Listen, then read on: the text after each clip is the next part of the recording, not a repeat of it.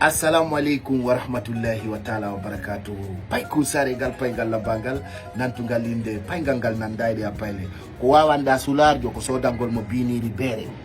Wancingol yara tindi tam. Kono wanda non so yari gonga no kabiniri. Ande se wi lagini ko leader jo hombo jokkete. Honto leader jo jokkete do. Kombo hande mari parti politique lagini mo wonda e Mamadi Doumbouya tabiti don mo yiw don taw don gondo ngitta e Mamadi Doumbouya na e honduko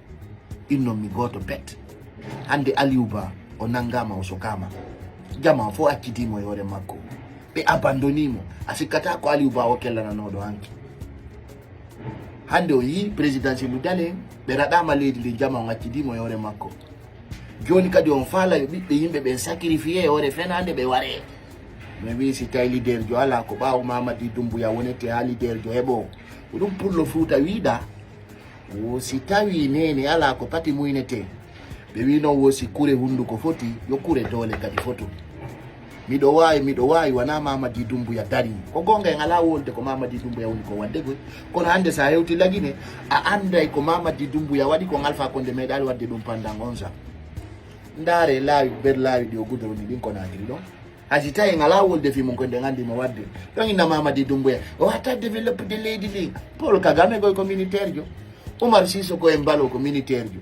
en woddo président be africain be buy militaire be develop be leydi président be américain be foko wadu be militaire yagal terte dum c'est-à-dire Mamadi Doumbouya ko woni on famali pour be on kala de politiciens be no baawo makko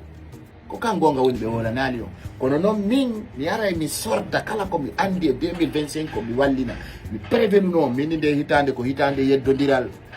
ko be sikki dum ko sama kala o be sikki dum ko pagay o be sikki dum ko birdi de hitande do en safondiray menen non meden tori jama on tawtugol mojo bere noddirte ande mag son tawta lan don tawta jango sabuna onon ko nabortebe na on nabaybe on na leader be ko wadanta be leadership. Donc tagado il faut savoir oser créer et défendre anda ko nde watta gere anda ko to watta gere ono won wi'ay be yidi fulbe be kono nyande pullo wara o fu sala ko watton don sina watti ngol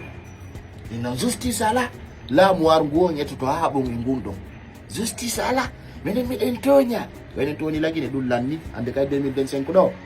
itayi ko nafigi agal lambinta pullo wada nafigi agal lamo kono gere mon do pendant 15 ans fusna faali sina bibbe yimbe warama wobbe sokama wobbe wada ma exil wobbe susta hotude ay lagine sabu mo yinko gokko e mon ko sularo e ga ay hala mun tabita mi pay ko sare jama on dara e gonga ankam dare video janni ko ni wadde viral fe on do parce que ko gonga to woni maji gongaji tun Mamadi Doumbouya si don fala teddino ma accondon on na jeejo Mamadi Doumbouya sa de ko ni parti ji makko dum on da ko umata e saja bawo dum na pagay non kanko mo wondiri dum ayo sudira o hala ni no ngo wi on va faire les sales boulot kerdo sikko de Mamadi Doumbouya ko pay ko sare kanko si tawi don sama kala kanko mo e sobe voilà are ko du woni der ton ko yimbe ben deeju andande kadi na ko feji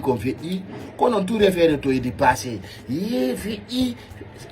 Mamadi Doumbouya wana dadis camarade la manoki ko Mamadi Doumbouya lami ko mi halni on lagine fewndo do ni ko Mamadi Doumbouya golli ko wallahi Alpha Condé gollado Alpha Condé ko kuran ton servi lagine don hay kala tay sopiti o gantanoki Mamadi Doumbouya andaron projet makko simando ya ndaron lawo berko wadi koy konaki yande natu kalundara iriji buyo gudroni me ya me ngollira dum fop mono fala mono ma fetta sokka juude do ne ronkingi hala e mongi benda pay ku sare ngal pay ngal labangal nantu galinde pay ngal nandaide apayle minno misiki ardo maroko don wodi ko aninimo ara wana fi sonko dugole Mamadi Doumbouya ndar no bozira nan dum burma mo jande musido pang